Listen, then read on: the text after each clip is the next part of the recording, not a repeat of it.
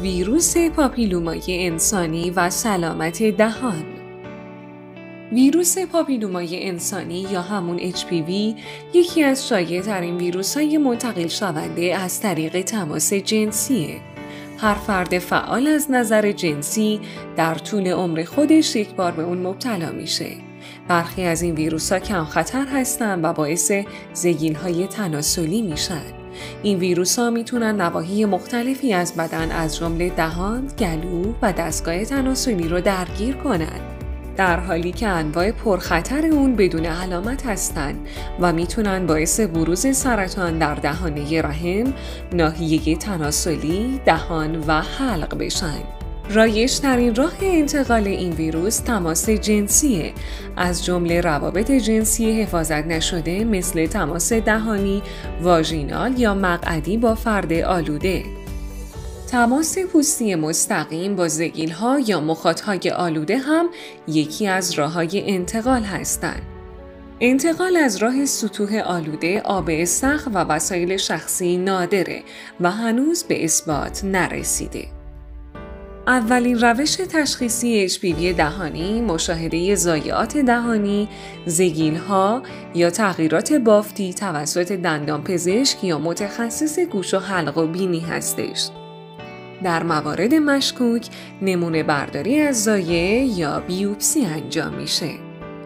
برای تشخیص DNA ویروس در بافت یا ترشحات، تست‌های مولکولی یا به عبارتی PCR انجام میشه. یکی از علائم شایع این ویروس ظهور زگیل‌های کوچک و برجسته در دهان هستش که میتونه توی هر نقطه‌ای از دهان ظاهر بشه.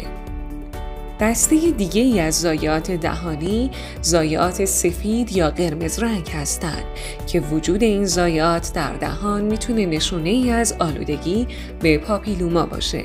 این ضایعات ممکنه دردناک یا بدون درد باشن.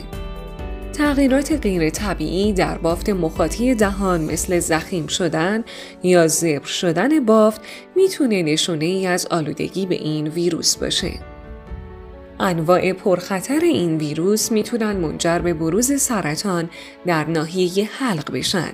ناگفته نماند که این نوع سرطان‌ها در سالهای اخیر در حال افزایش هستند و معمولاً در سنین پایین‌تر شایع هستند.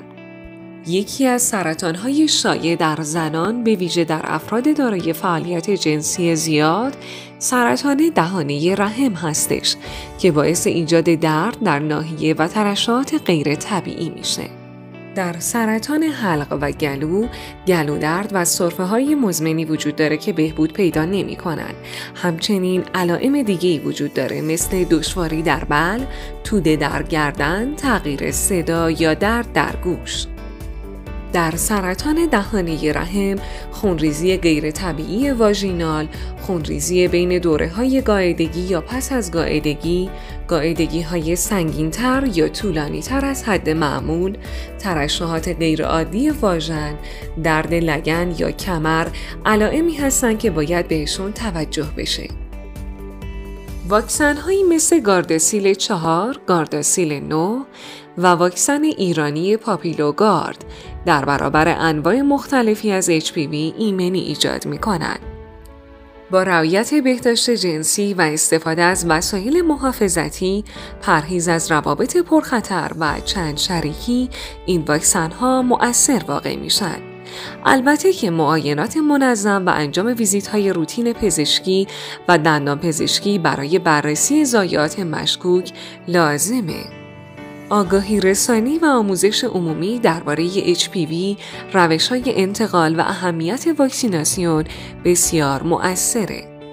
واکسن گارداسیل 4 از بدن در برابر 4 نوع ویروس محافظت میکنه که در درمان سرطان‌ها مؤثره. واکسن گارداسیل 9 پوشش وسیع‌تری داره و از بدن در برابر 9 نوع ویروس محافظت میکنه. واکسن پاپیلوگارد نوع ایرانی واکسن هست که در پیشگیری از سرطان رحم بسیار مؤثره. اگر مقایسه کوتاهی بین واکسن‌های ایرانی و خارجی داشته باشیم، متوجه میشیم که واکسن خارجی در 2 نوع 4 ظرفیتی و 9 ظرفیتی موجوده، در صورتی که واکسن ایرانی در تک نوع 2 ظرفیتی موجوده.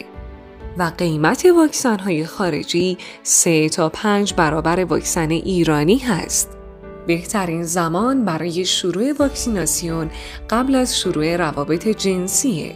تزریق عضلانی معمولاً در عضله دلتوئید بازو انجام میشه و مطالعات نشون داده که واکنش ایمنی در سنین پایین‌تر بسیار قویه. افراد بالغ و دارای شرکای جنسی متعدد در صورت نزدن واکسن حتماً باید نسبت به دریافت واکسن اقدام کنند. نوجوانان هم به دریافت 2 یا 3 مرحله واکسن نیاز دارند. واکسن ها در دمای 2 الی 8 درجه سانتیگراد باید نگهداری بشن، به طوری که دور از یخزدگی و نور مستقیم باشند. واکسن هایی که تغییر رنگ دادن یا تاریخ مصرفشون گذشته نباید مصرف بشن. عوارض جانبی که به دنبال تزریق واکسن ممکنه باهاشون مواجه بشید: درد، قرمزی و تورم در محل تزریق، تب، تهوع، سردرد یا درد عضلانی.